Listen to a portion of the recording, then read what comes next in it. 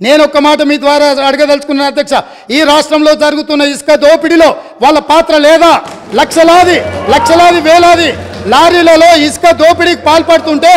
నేరెళ్లలో, సొంత నియోజకవర్గంలో నేరెళ్లలో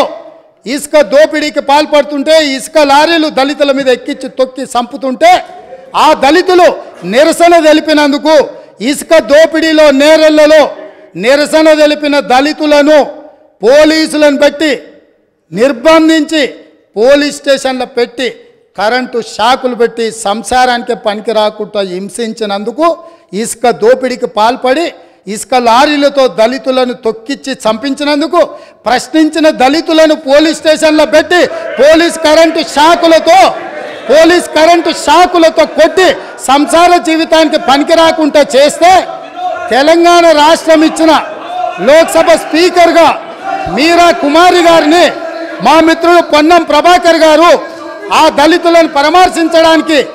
తను చట్టం చేసి బిల్లు పాస్ చేసి తెలంగాణ రాష్ట్రం ఇచ్చిన మీరా కుమారి గారు ఆ కుటుంబాలను పరామర్శించడానికి వస్తే పోలీసులను పెట్టి అడ్డుకొని వారిని అవమానించినందుకు సిగ్గుతో తల వంచుకోవాల్సిందే. అదేవిధంగా అధ్యక్ష, ఈ రాష్ట్రంలో రైతు రాజ్యం అని చెప్పిన ఈ ప్రభుత్వం నిజంగానే రైతు రాజ్యం అయితే ఖమ్మంలో గిట్టుబాటు ధర కోసం నిరసన తెలిపినందుకు ఖమ్మంలో రైతులను అరెస్టు చేసి కోర్టుకు తీసుకుపోయేటప్పుడు అంతర్జాతీయ తీవ్రవాదులక నేరగాళ్ళక బేడీలు వేసి నడిపించిన చరిత్ర కనీసం ఆ తల్లిదండ్రులు జైల్లో ఉంటే చంటి పిల్లల్ని సంకలో పెట్టుకొని ఒక ఆడబిడ్డ తన భర్తను కలవడానికి వస్తే పోలీసులు అడ్డుకున్నారు. ఇవాళ గిట్టుబాటు ధర అడిగిన రైతులను బేడీలేసినందుకు సిగ్గుతో తల వంచుకోవాలి ప్రభుత్వం అని చెప్పి, ఆనాటి ప్రభుత్వం అని చెప్పి నేను ఈరోజు చెప్పదలుచుకున్నా అధ్యక్ష. అదేవిధంగా అధ్యక్ష, Telangana public service commission leader house మీకు అవకాశం ఇస్తాం మాట్లాడుదురు,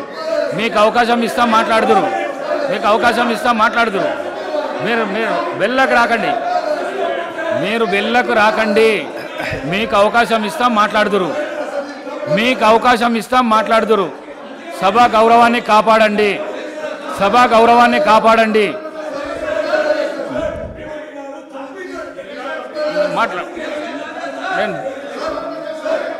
అధ్యక్ష, చాలా రోజులు చర్చలు ఉన్నాయి. సభ ఈ రోజుతోనే అధ్యక్ష, ఈ సభ మీ అనుమతితో మీ సీట్లలో మీరు గౌరవ సభ్యులు మీ సీట్లలో మీరు పోతే మీకు అవకాశాన్ని కలిగిస్తా నేను.